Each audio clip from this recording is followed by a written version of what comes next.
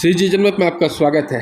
दुर्ग जिले के 3 विधानसभाओं में लग रहा एड़ी चोटी का जोर। पाटन, वैशाली नगर, भिलाई नगर में प्रत्याशियों का सघन जनसंपर्क जारी।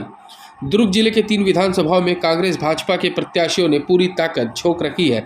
जैसा कि इस बार विधानसभा चुनाव को मद्देनजर रखते हुए चुनाव आयोग काफ़ी सख्त नजर आ रहा है, जिसका परिणाम स्वरूप रोजाना चेक पोस्ट पर देखने को मिल रहा है, जहां सोने, चांदी, दारू, पैसे जैसे लुभावने वस्तु पुलिस पकड़कर जब्त कर रही है। 15 वर्षों तक शासन करने वाली भाजपा सरकार के हाथ से बीते 5 वर्ष छत्तीसगढ़ की शासन छीनी हुई थी।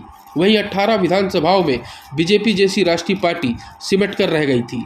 अब 2023 के विधानसभा चुनाव में नए घोषणा पत्र के साथ वादे कर बीजेपी के प्रत्याशी सीधे ही जनता के बीच खड़े हैं। अगर कांग्रेस की बात की जाए तो बीते 5 वर्ष में 3-4 वादे छोड़कर बाकी वादों पर खरी उतरी है, लेकिन महादेव बुक आईडी में युवाओं को बर्बाद करने का आरोप लगने से कुछ विधायकों की छवि खराब भी हुई। वहीं अगर हम बात करें निर्दलीय प्रत्याशियों की, तो चुनावी मैदान में उतरकर वोटरों को बांटकर दोनों ही बड़ी पार्टियों को एक बड़ा नुकसान पहुंचा सकते हैं, क्योंकि दुर्ग जिले के 3 विधानसभाओं में जातिगत मतगणना बंटने के पूरे आसार हैं, जिसके चलते दुर्ग जिले में विधायक प्रत्याशियों को अनुमानन 2 से 3 हज़ार वोट ही जीत दिला सकेंगे। पाटन की बात की जाए तो यहां से दुर्ग जिला सांसद विजय बघेल बीजेपी से प्रत्याशी हैं और पाटन विधानसभा से मुख्यमंत्री भी भूपेश बघेल कांग्रेस के प्रत्याशी है। जैसा कि एक बार विजय बघेल ने भूपेश बघेल को शिकस्त दी थी, लेकिन इस बार सांसद विधायक प्रत्याशी बन प्रदेश के मुखिया के सामने चुनाव लड़ रहे हैं। दोनों ही प्रत्याशियों की छवि पाटन में जनता के बीच प्रबल दावेदारों की है। ऐसे में कांग्रेस के सिपा सलाहकार, भाजपा के सिपा सलाहकार लगातार गांव-गांव में बैठक कर जनता से वोट देने एड़ी चोटी का जोर लगा चुके हैं। जहां एक और पूर्व मुख्यमंत्री अजीत जोगी के सुपुत्र अमित जोगी भी पाटन विधानसभा से चुनाव लड़ रहे हैं और वे भी कांग्रेस का हिस्सा रहे हैं। अब जनता कांग्रेस से सीधा चुनावी मैदान में है। ऐसे में त्रिकोणीय यह चुनावी संघर्ष बड़ा ही मज़ेदार होने वाला है, क्योंकि एक मुख्यमंत्री, दूसरा सांसद, तीसरा पूर्व मुख्यमंत्री के पुत्र, तो जनता किसके पक्ष में मतदान करती है ये देखना है।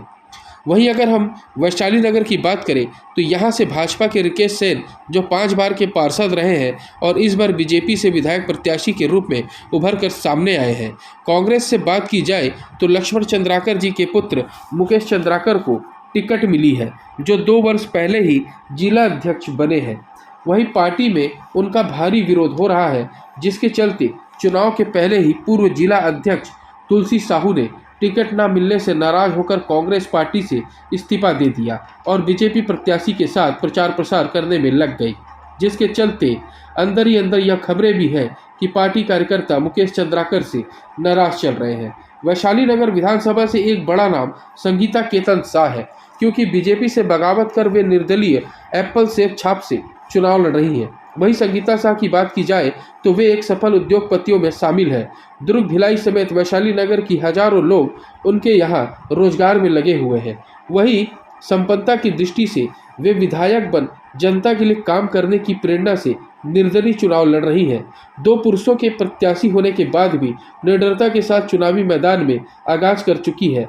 बिना किसी पार्टी के चुनाव लड़ने के बाद उनके प्रति जनता का भारी समर्थन देखने को मिल रहा है। भिलाई नगर विधानसभा की बात की जाए तो एक तरफ पूर्व मंत्री प्रेम प्रकाश पांडे हैं, जो प्रत्याशी बीजेपी से बनाए गए हैं, जिनके कार्य भिलाई नगर की जनता को देखने में मिला है। लगातार उनका जनसंपर्क जनता के बीच जारी है। विधायक रहे कांग्रेस के प्रत्याशी देवेंद्र यादव को युवा वर्ग एक आइडल के रूप में देख रहा है, क्योंकि 5 वर्षों के कार्यकाल में indoor stadium, library, sport complex सहित कई विकास कार्य करवाए हैं। ऐसे में बीजेपी और कांग्रेस के दोनों ही प्रत्याशियों में कांटे की टक्कर हो सकती है। वहीं निर्दलीय प्रत्याशियों को लेकर भिलाई की जनता असमंजस में लग रही है। बाकी मतगणनाओं की गिनती के बाद ही पता चल पाएगा कि कौन विधायक होगा। अगर अभी तक आपने हमारे चैनल को सब्सक्राइब नहीं किया है तो सब्सक्राइब करें और बेल आइकन को दबाना बिल्कुल भी ना भूलें।